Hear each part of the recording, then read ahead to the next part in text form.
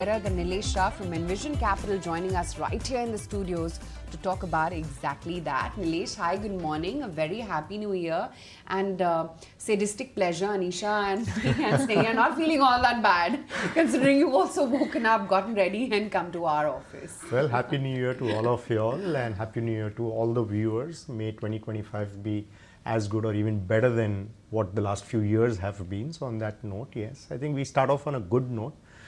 I'd probably say it's a cheerful note because 24, honestly, versus all kinds of expectations has turned out to be a lot better. Given the kind of capital raising which has happened from the primary market, given the kind of overdose or overhang of secondary deals which was there, and the FII selling or the FPI selling. In context of all of that, I think 24 has been a wonderful year, and I wouldn't be surprised if 25 again ends up being a good year, though maybe the start might be a little kind of more cautious, more jittery. There might be a bit more volatility, but I think on the whole, 25 should be a good year. But why would you say that the start would be volatile? Is it just going to be because of domestic factors like our own earnings and then the budget which is going to follow, or is it going to be more global in nature with the Trump administration formally taking over and perhaps some announcements coming in from there? It's going to be probably a mix of both global and local factors. Globally, of course, we now have a new administration in the world's largest economy, and they're expected to be big bang policy changes. And it's the best performing market. So that's one. Two is what the US Fed does in terms of interest rates. Obviously, last year they've gone ahead and started to cut, but how inflation shapes up and will they continue to cut or take a pause? I think these are the two big imponderables or the variables out there as far as the United States is concerned. As far as India is concerned, a few things. I mean, obviously, headline earnings growth has been weakish, I'd probably say, or tepid for the H1 of the last financial year or this financial year. That and two is our own interest rates. Third is government spending. I mean, we obviously saw government spending kind of go down or not grow as much as what was expected. But I think that is something which we need to watch out for because that's going to be important for us to kind of sustain the 6 to 7% or maybe even beyond growth rate. So I think a whole bunch of both global and local factors which will play out initially. And I think as the market begins to absorb the impact of these and the changes, probably see performance might probably be a lot more back-ended versus being more front-ended. I guess it's just the momentum that we're carrying from 2024. We are a bit pensive and circumspect right now. But what do you think will be same in 2025 as 2024, and what do you think is going to be different? Because 2024, for instance, had that massive FII outflows as well. I mean, you can say that the primary market issuances were more, and you balance it out. The argument that Samir Arora was also making. But what do you think is going to be different in 2025 versus 2024? I think, firstly, what could continue to play out in 25 is domestic liquidity. That I think is going to be extremely important. It's going to be very, very crucial for our markets. And I continue to believe that clearly the case for Indian equities and for our domestic savers to become investors remains as compelling as what it was a year ago, 3 years ago, 5 years ago.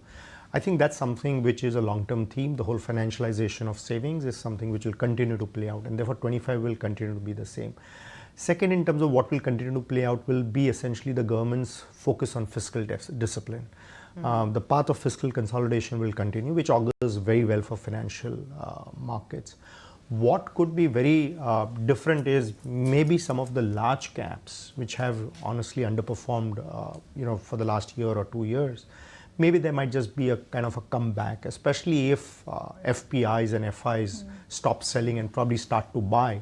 For them, clearly, the large caps could be basically the low-hanging fruit. So that's something which could be very different from what we have seen over maybe the last year or so. Okay, you talked about fiscal deficit, so I just want to complete that point. You're expecting it to remain the same in the sense that the glide path will continue. Yeah. However, part of the street believes it wouldn't be too bad if they loosen the purse string a bit, given the fact capex in first half of the year hasn't been great.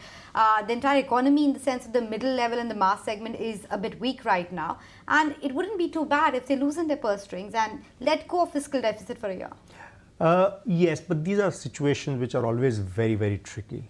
Maybe from 4.9, maybe we don't go down towards the 4.5, but even if we remain below 5, I still think that would essentially be a very welcome kind of a measure or a target to have. Clearly, we still depend a lot on the government spending, especially in areas like infrastructure, energy, defense, railways.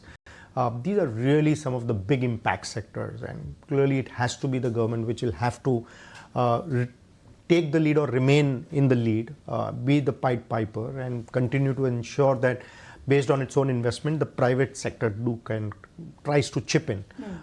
So clearly, I think that's going to be very, very important, and therefore be good. The other thing, of course, is that at the state government levels, of course, you clearly have the handouts which are happening, which is basically going to be a bedrock for consumption. All the schemes which the individual state governments have been doing, which is, you could call them as direct benefit transfers, direct transfers, income transfers, whatever you call them. But so both are these two important things. I think at the central government level, they will continue to focus on infrastructure. The state government levels, they'll continue to focus on direct benefit transfers. And I think these are two very, very important kind of triggers for the markets.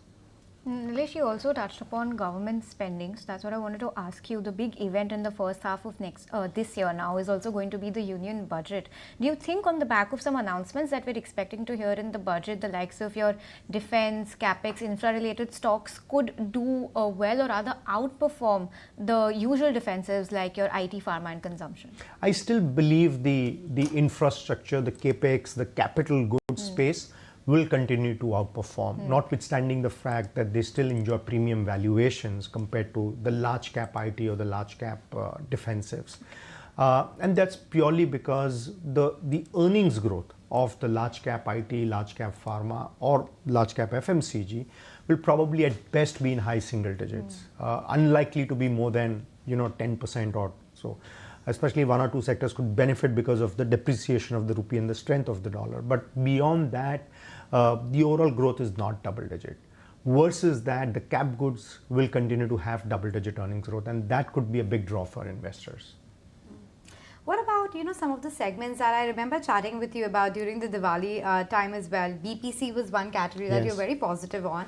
And I understand it's a long-term theme, but if you go by the numbers which have come out of late, the kind of performance which has come in from the likes of Nykaa, Mamaearth and all of that, it hasn't been that impressive. Would you still stick with your view there and continue to hold on? Do you think maybe just trim positions and get in later? What's the view there now? So I think clearly yes, the growth in the BPC segment has been a tad lower, and especially in terms of the outlook. The outlook is not as strong as what one expected it to be, but I still believe that's a short-term phenomena.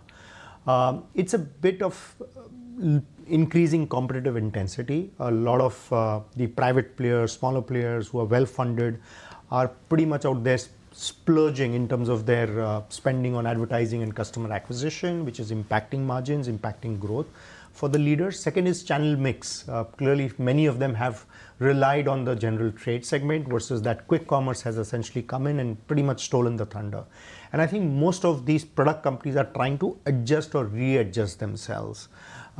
Even I think modern trade on the offline side has been struggling and finding it difficult to cope with the competitive onslaught of the quick commerce space. So that's in turn impacting the product company. So I think it's a bit of several things playing out, but I probably think maybe 2 or 3 quarters from now, they should be back onto a strong wicket. So you're saying buy on the given declines? I think they look good. The segment look good. It looks very promising for the long term. I clearly believe that even the government's focus seems to be on the female segment of the population.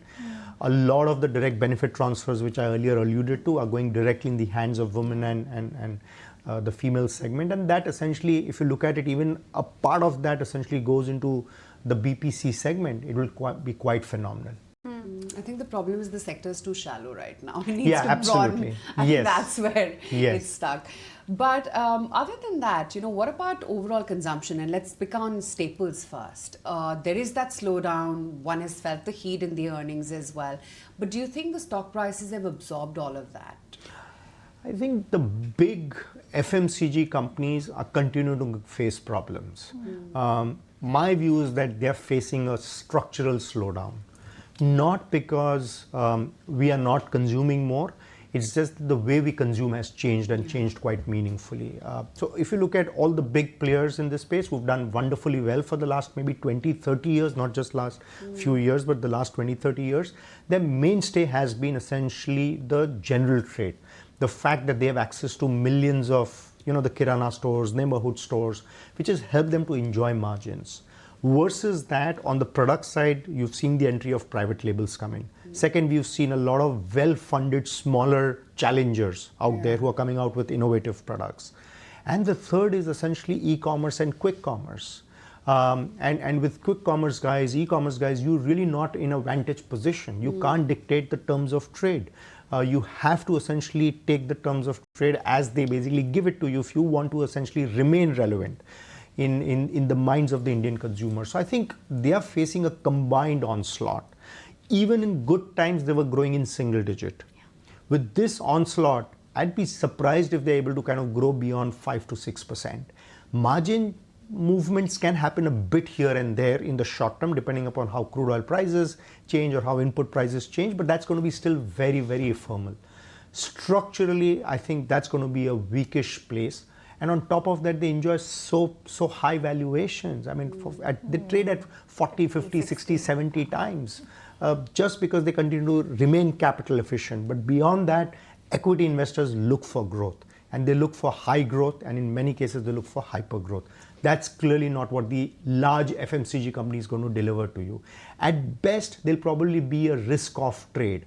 If for some reason the markets get into a bit of risk-off trade, you would see some short-term money going out there. But beyond that, I don't think there's a case for the large FMCG companies. But Nilesh, these companies are your core portfolio names, right? Much like some of the large cap IT or the private bank names, at least erstwhile for sure. And traditionally, one has seen that these large FMCG stocks go into hiatuses of almost a decade sometimes, right? And when they make a comeback, it's like sort of no looking back kind of theme. Who do you think is going to win the race whenever they emerge out of this slump? I mean, is it a battle of pricing? Is it a battle of being in every consumer's hand? What's the fight for? I still believe that this whole shift from the general trade to e-commerce, to modern trade, to e-commerce, to quick commerce is something which is basically going to continue for several years. And the big question for us as investors is, do you own the large product companies or do you own the large platform companies? Ultimately, both are proxies to consumption play. Okay, so that's essentially the big question which essentially all investors will have to try and answer. And clearly it looks like that for now, the whole shift is happening from the big product companies to the big distribution guys. And within the big distribution guys, if yesterday the distribution space belonged to a modern retail player, that shifted to e-com, and from e-com it's leapfrogged to the quick commerce guys. And the market opportunity for them is so huge for these platform companies that I wouldn't be surprised maybe 5 years from now, 10 years from now, which obviously is a slightly longish time frame, but 5 to 10 years from now, they really kind of become amongst the top 5, top 10 nifty companies. And that's going to come at the cost of some of these large FMCG product companies. Yeah, Zomato is expected to perhaps come into the Nifty or it's just made its way into the Sensex, but just look at it. The top 5 companies today have an average market cap of 12.5 lakh crore on an average, the top 5 names. Let's assume in the next 10 years, the top 5, they remain top 5, they double, they're at 25 lakh crore. And if one of these platform companies makes it there, just look at the kind of runway, not just in terms of growth, but runway in terms of market capitalization and value. That's something which we have to essentially kind of watch out for. That's a great selling point, and it does make sense as well. But just coming back to the point when you were saying that investors look for hyper growth and they're not willing to pay that bigger premium for single digit growth company, that just draws me to the corollary for IT. You said it's a no-go area, and I understand the fundamentals when you're saying that it's a low growth area, but look at the stock prices. I mean, last 6 months they're up around 40%. Do you think what's happening in the market is illogical and irrational? I wouldn't say it's illogical or irrational, but it's pretty much been what's been happening for the last 5, 10, 15, 20 years. If you look at the large cap IT, I'm not talking about the tier 2 IT, the product companies, the engineering R&D services companies. I'm just talking of the large 4, 5 names. Some of these companies have been trading in a PE range of maybe something like, say, a company like Infosys trades between 20 to 30 times, okay, give or take 1 or 2 points here and there. That's what essentially has happened. It's been that trade between 20 and 30 times. And But partly, the valuations have expanded too exactly, from the average. Yeah, but from 20 times, which has been the bottom, which if you look It's at right it a year, now it's from- 29-ish. Exactly. So that's essentially what has happened. But I don't think there's now more fuel out there for them to break this 30 times and move higher. I probably think they have, for now, they seem to have peaked out, because no matter what it is, even if you look at the last 10 years, which has not been a bad time for them, they've grown at about 10% in rupee terms. You remove the 3 to 4% currency depreciation, they've grown at maybe 5 to 7% in dollar terms, including inorganic or acquisitions. Okay, so the potential for organic growth is going to be more aligned to the GDP growth rate of the United States or the world economy. So profit take right now and sit back. I think there are better opportunities. Let me put it this way. See, it depends on what kind of an investor you are. Yeah. If you are a large cap investor, you have no choice. You've got to be in these chosen 30, 50 companies in the large cap bracket. But essentially, otherwise, there are better opportunities even within the IT services or in the overall IT space itself, which you need to look out for. So you have the tier 2 companies, companies which are into ER&D, okay, companies which are product companies on the BFSI side, the banking, financial services, which are essentially either having products or have partnered with hyperscalers to implement their products for the Fortune 500 companies. That's really the segment to focus on. Yeah, I mean, there'll be companies who are going to now implement AI solutions for Fortune 500 companies. That's really the space to be. And because these are smaller companies, for them, any shift in IT spending will mean a lot, versus that for the big guys who are already multi-billion-dollar companies, any shift in spending will not be material for them. It won't move the needle.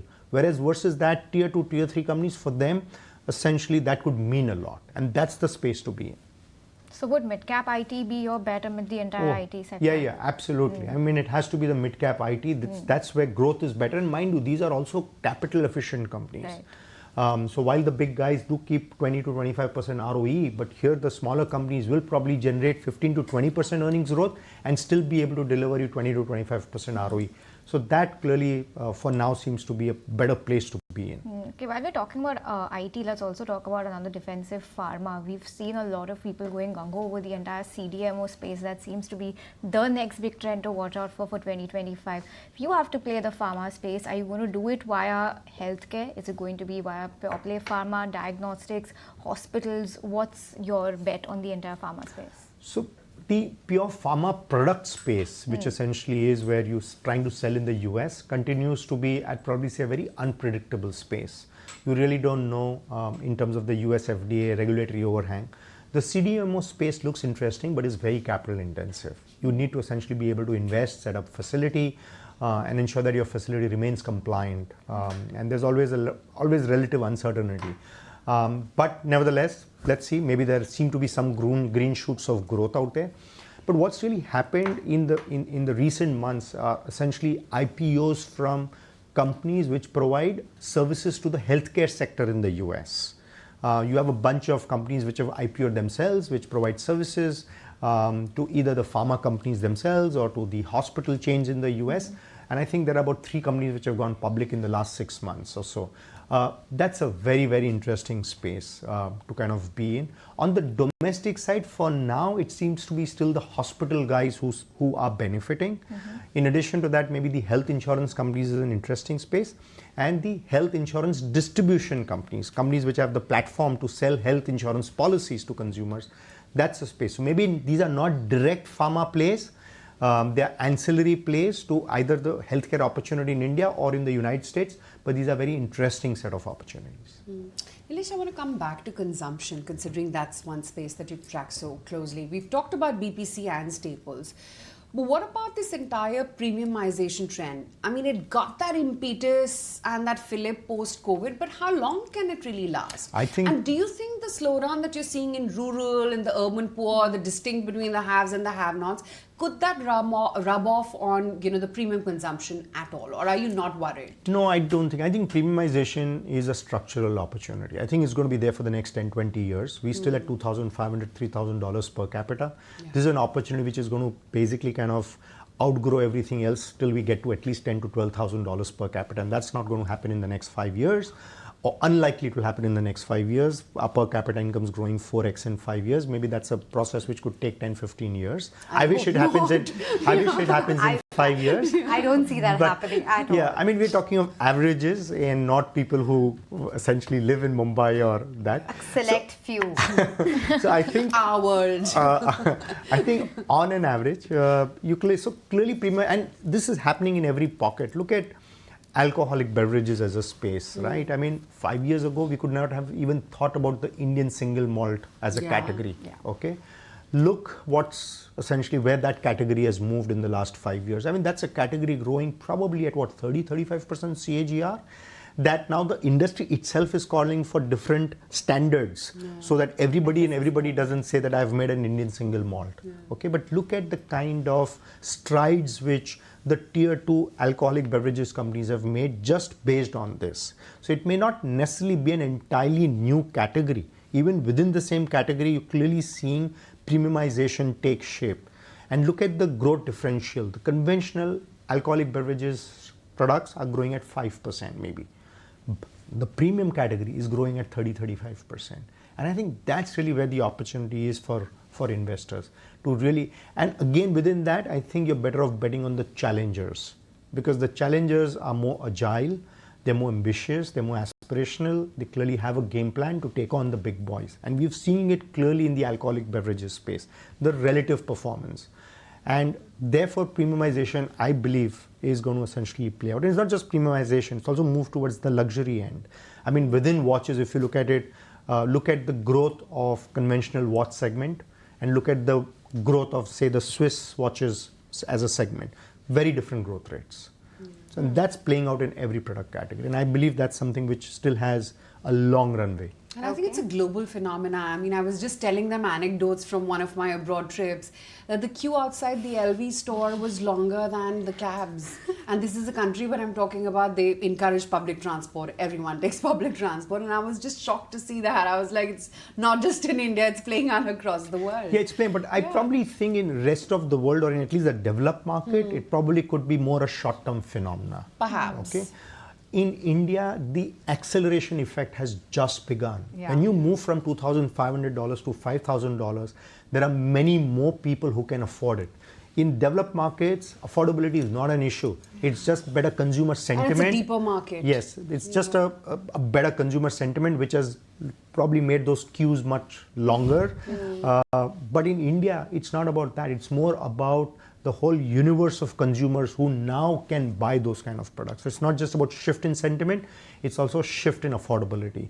And these are the two factors on which premiumization is riding in India. Yeah, the TAM itself becomes much bigger. No, sorry, go on. No, I was just saying, but the pool to invest into that theme in India is pretty narrow right now, right? I mean, there is liquor, there is perhaps an airline, there are hotels. But real estate, for that matter, the top end of it, the cars, in terms of luxury, land market sector. Yeah, so I think in every category, if you look for it, you'll find the premium players. Absolutely. I mean, residential real estate, hotels, bit of airlines, the watches as a segment, clothing, etc. All of that, I think there's enough play, and you really don't need maybe a universe of 40, 50 companies, just 2, 3, 4 stars out there. But they have already been stars, is the point that I'm driving. They are discovered, they're well in the price, they've already made the moves. Aisha, I think when there is growth and capital efficiency backed by governance, I clearly think the market has no bar.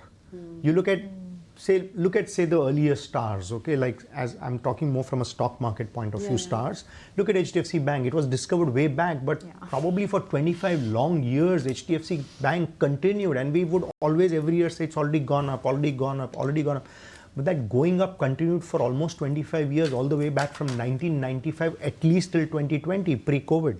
25 long years. So these are trends which just kind of play out. I mean, you had earlier companies like HUL, Nestle and all that, which were focused on staples when we were still trying to kind of take millions of people out of poverty. But that trend lasted for, again, 20, 25 years. So I think we overestimate what can happen in the short term, but underestimate what can happen in the long term.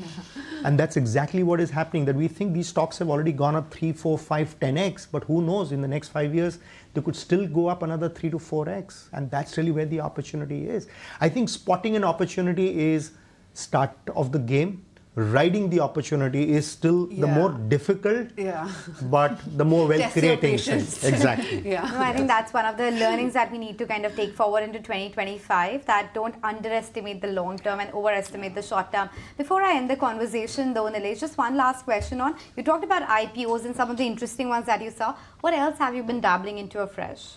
No, our focus a lot has been on the platform companies. I think digitization continues to be probably the strongest pillar of growth and strongest pillar of opportunity. There's clearly value migration happening from the offline world to the online world, and essentially the platform guys, after the initial investment, they pretty much can kind of scale quite efficiently for a very long period of time. And again, I go back to the thing that today we just have one company, say in the Sensex, and probably none in the Nifty. My view is that I wouldn't be surprised 10 years from now, clearly the digital oriented companies, the platform companies, out of 50 companies in the Nifty, I'd be surprised if there are at least 3 to 5 companies out there. And that's really where our focus has been in the recent times. So are you only invested in the Sensex one or invested in both? Both. Both. There's only one, right? Whereas we own a few more, so it's both. I'm sure another third one will make it to Next year, this year now. Yeah. The most efficient one, actually. I mean, the Zepto one as a that we all platform. use the Yeah. most right Love to now. use, But let's see whether that makes it to the markets or not. But it's going to be a very, very big year in terms of IPO yet again and the inflows. So here's hoping it's a better year. And thanks so much for dropping by to the studio and for this candid chat. And love the fact that you're also working and not just us and had to make it Sadistic pleasures in life continue. Well, thank you so much, and New Year wishes to all of you and all the viewers. Thank you. Likewise, thank you so much. Okay, let's. If you like this video, then like, share and subscribe to ET Now.